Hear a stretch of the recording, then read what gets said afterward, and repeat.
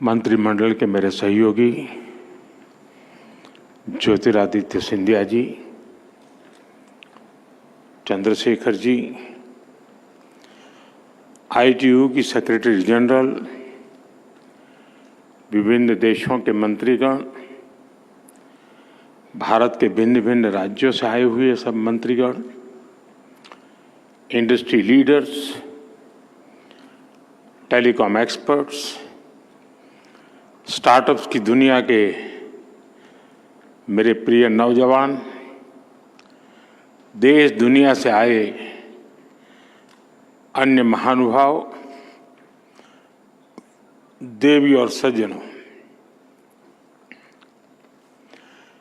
India mobile Congress में देश और दुनिया के आप सभी साथियों का बहुत बहुत अभिनंदन। मैं इंटरनेशनल टेलीकॉम यूनियन ITU के साथियों का भी विशेष स्वागत करता हूं। आपने WTSA के लिए पहली बार भारत चुना है। मैं आपका आभारी भी हूं और आपकी सराहना भी करता हूं। साथियों, आज भारत टेलीकॉम और उससे जुड़ी टेक्नोलॉजी के मामले में दुनिया के सबसे हैपनिंग देशों में से एक है। भारत जहां 120 करोड़ यानी 1200 मिलियन मोबाइल फोन यूजर्स हैं, भारत जहां 95 करोड़ यानी 950 मिलियन इंटरनेट यूजर्स हैं, भारत जहां दुनिया का 40% से अधिक का रियल टाइम डिजिटल ट्रांजैक्शन होता है, भारत जिसने डिजिटल कनेक्टिविटी को लास्ट माइल डिलीवरी का इफेक्टिव टूल बनाकर दिखाया है, वहां ग्लोबल टेलीकम्युनिकेशन के स्टैंडर्ड और फ्यूचर पर चर्चा ग्लोबल गुड का भी माध्यम बनेगी। मैं आप सभी को बहुत बहुत शुभकामनाएं देता हूं। फ्रेंड्स, WTSA और इंडिया मोबाइल कांग्रेस का एक साथ होना भी बहुत महत्वपूर्ण है।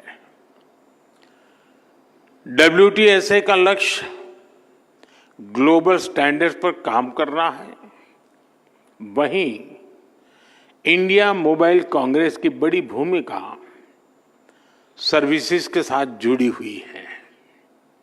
इसलिए आज का ये आयोजन स्टैंडर्ड्स और सर्विसेज दोनों को एक ही मंच पर ले आया है। आज भारत क्वालिटी सर्विस पर बहुत ज्यादा फोकस कर रहा है। हम अपने स्टैंडर्ड्स पर भी विशेष बल दे रहे हैं।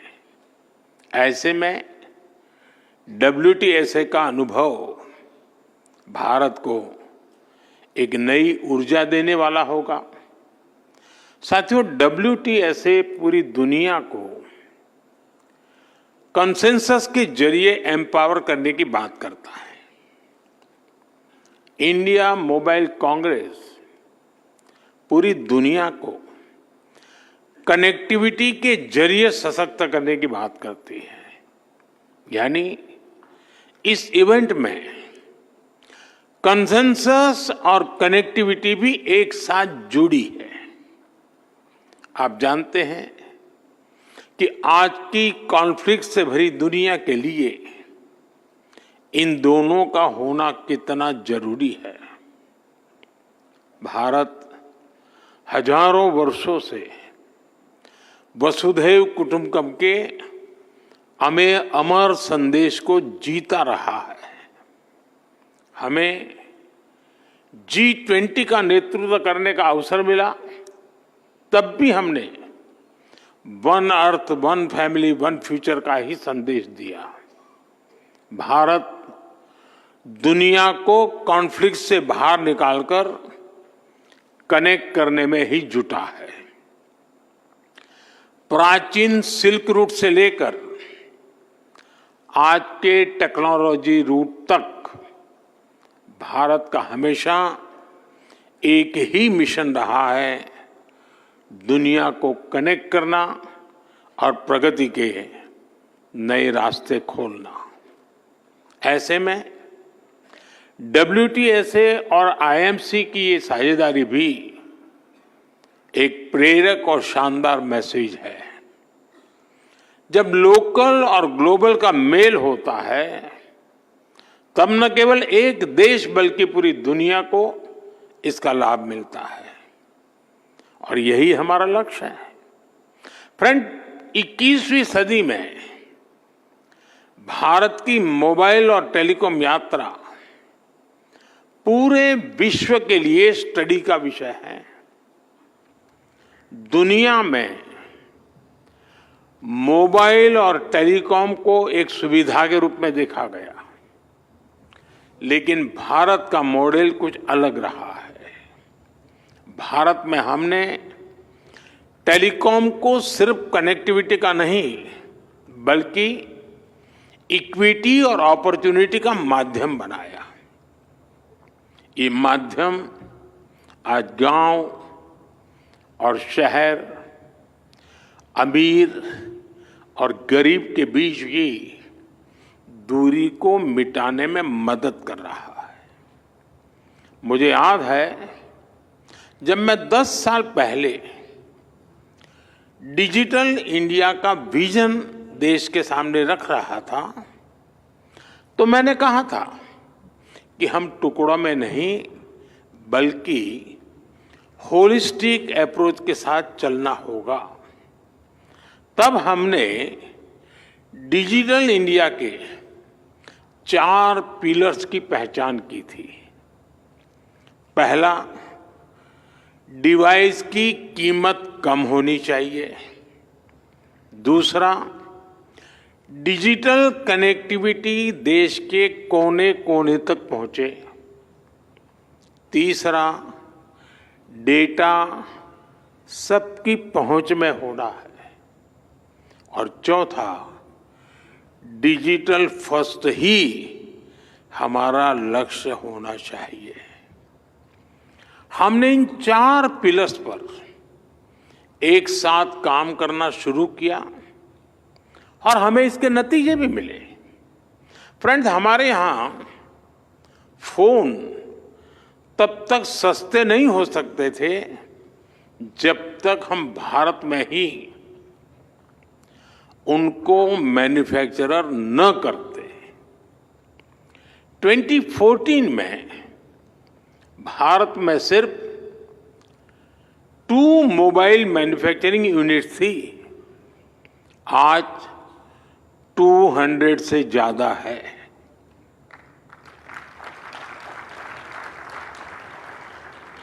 पहले हम ज्यादातर फोन बाहर से इंपोर्ट करते थे, आज हम पहले से 6 गुना ज्यादा मोबाइल फोन भारत में बना रहे हैं।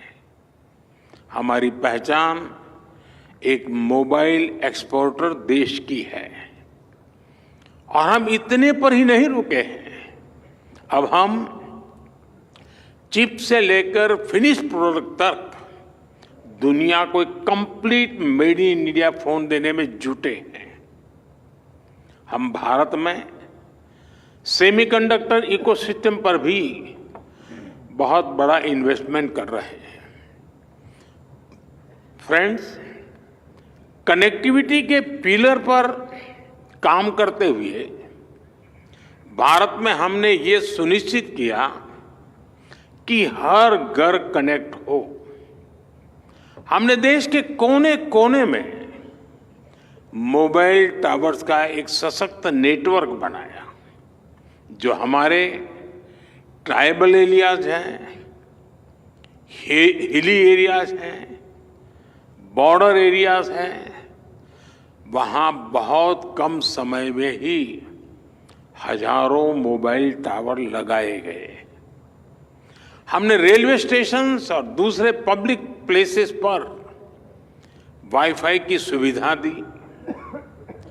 हमने अपने अंडमान निकोबार और लक्षद्वीप जैसे आइलैंड को अंडर सी केबल्स के माध्यम से कनेक्ट किया। भारत ने सिर्फ 10 साल में जितना ऑप्टिकल फाइबर बिछाया है, उसकी लंबाई धरती और चंद्रमा के बीच की दूरी से भी 8 गुना है।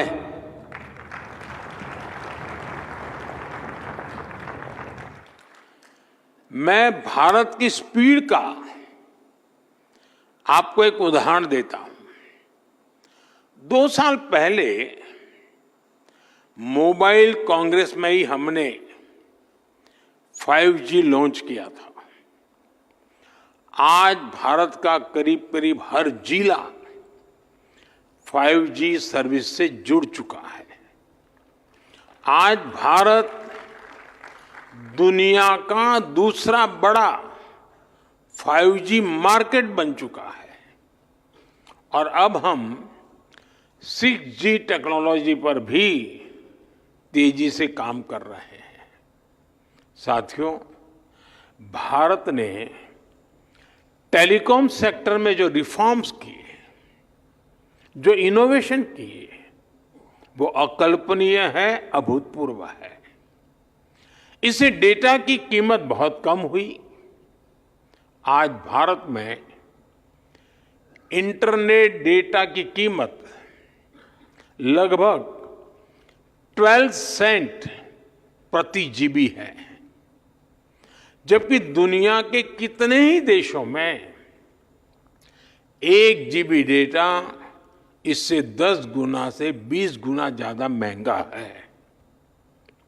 हम भारतीय आज हर महीने औसतन करीब 30 जीबी डेटा कंज्यूम करते हैं। साथियों, इन सारे प्रयासों को हमारे चौथे पिलर यानी डिजिटल फर्स्ट की भावना से नई स्केल पर पहुंचाया है।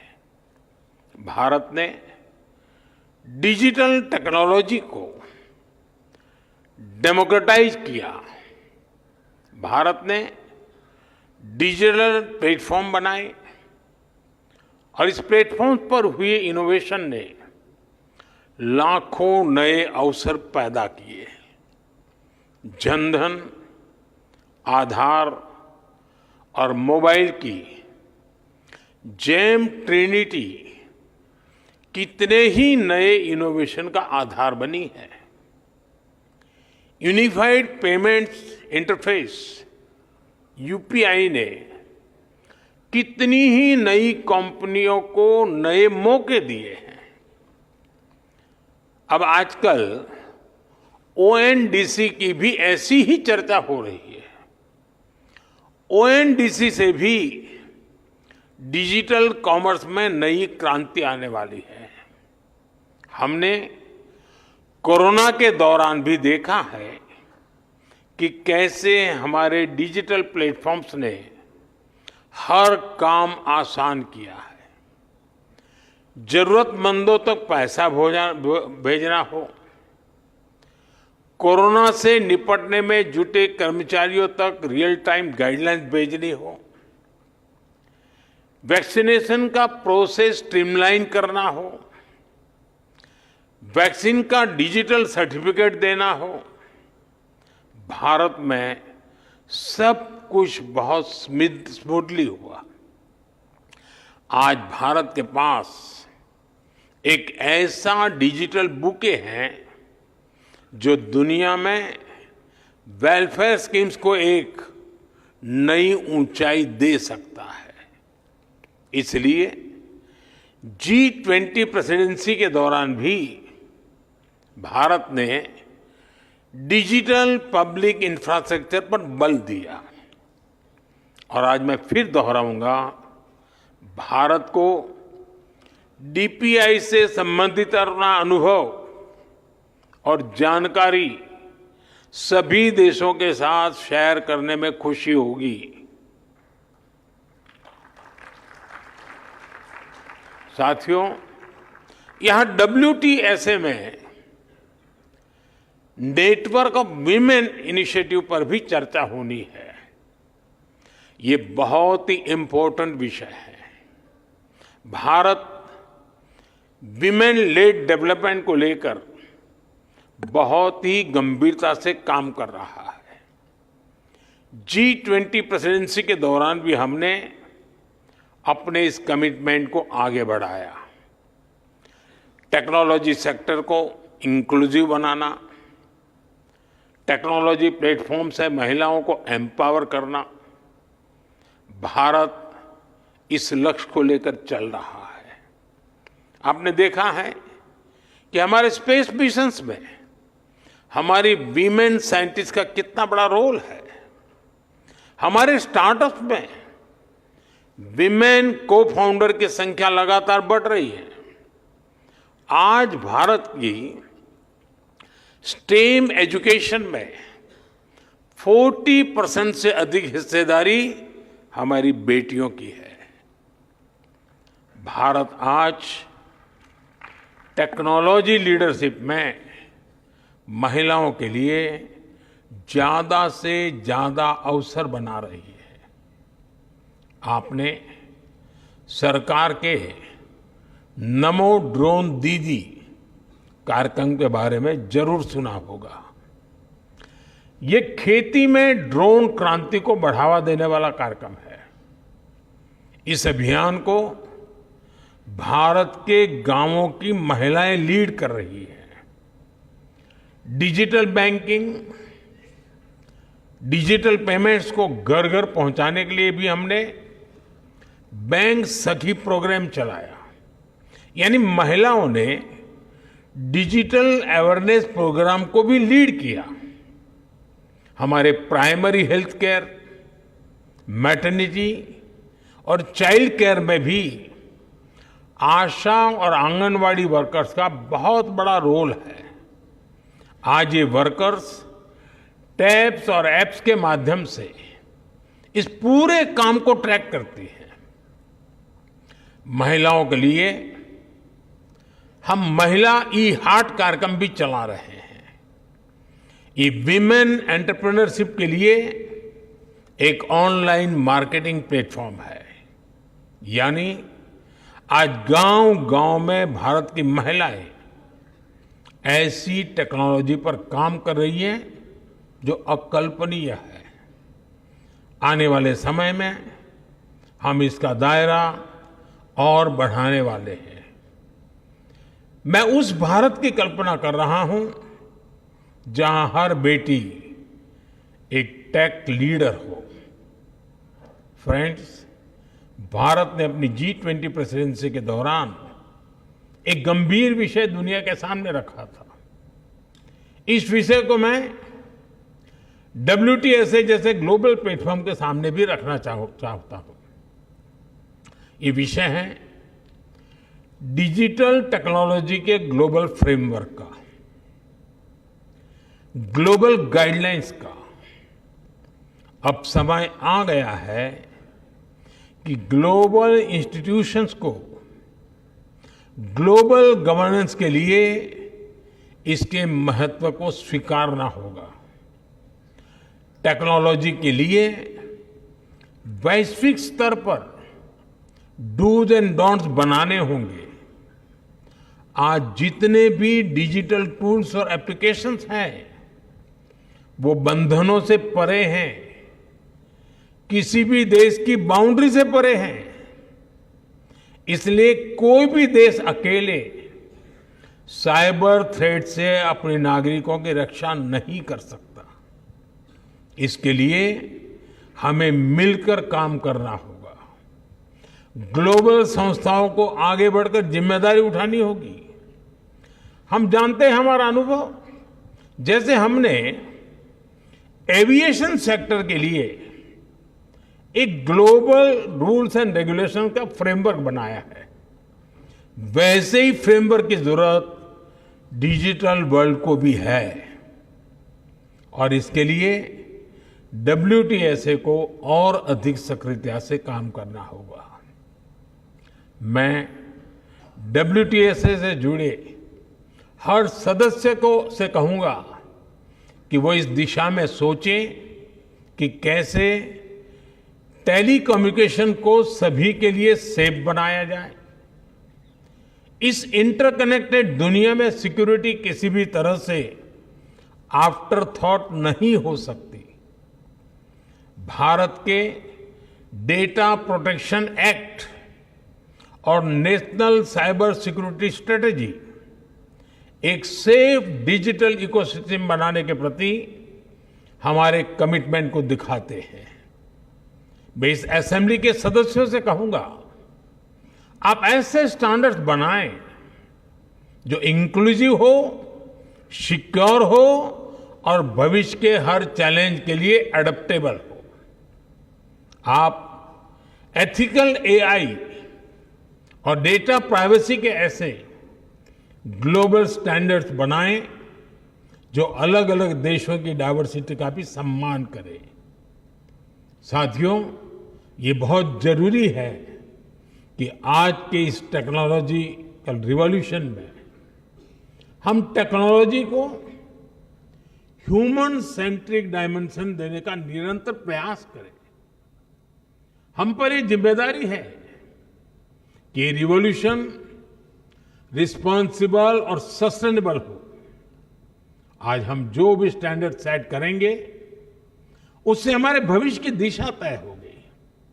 इसलिए सिक्योरिटी, डिग्निटी और इक्विटी के प्रिंसिपल्स हमारी चर्चा के केंद्र में होने चाहिए।